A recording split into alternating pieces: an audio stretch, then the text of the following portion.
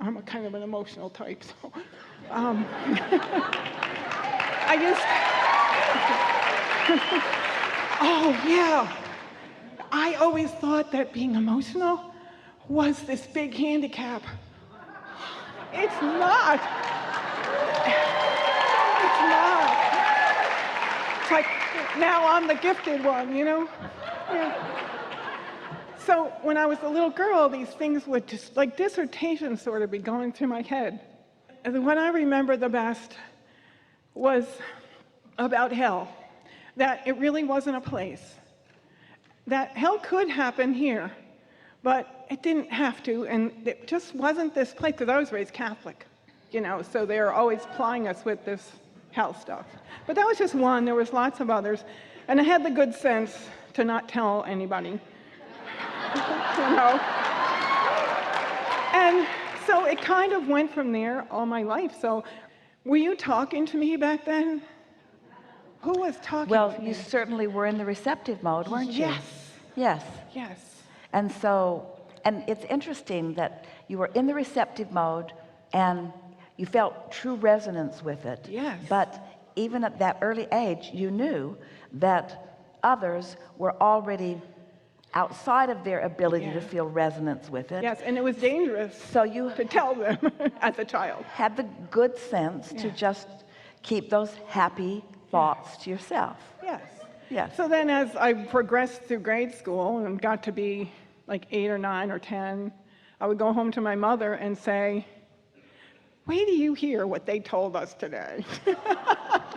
And she would say, because she was very afraid, and maybe she was a little afraid for me, I'm not sure, but she would say, well, now, Charlene, if they told you that, don't you think that's true?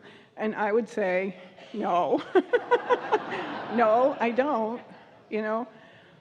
But still, you're affected by the indoctrination, and you kind of have to move out of that. I mean, well, what you are describing, and so perfectly, is what it's like to be in an environment where you are receiving conclusions about beliefs from those who are physically around you at the same time that you are receiving knowing, pure knowing from your broader perspective.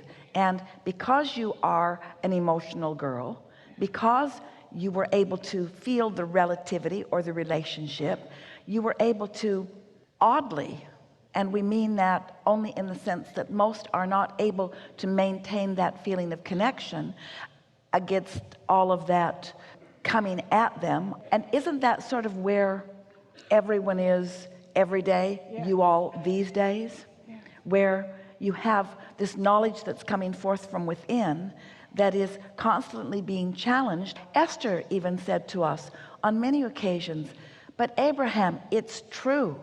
I see these things played out with my eyes. These things are true. And it took a while for us to help her to understand that anything becomes true that people hold as their point of attention for a while, because that's the way that law of attraction works. Yes. And so So the other thing that's been on my mind, the work that I do, I've done lots of different kinds of work, but I do Reiki and hypnosis and something called Z-Point.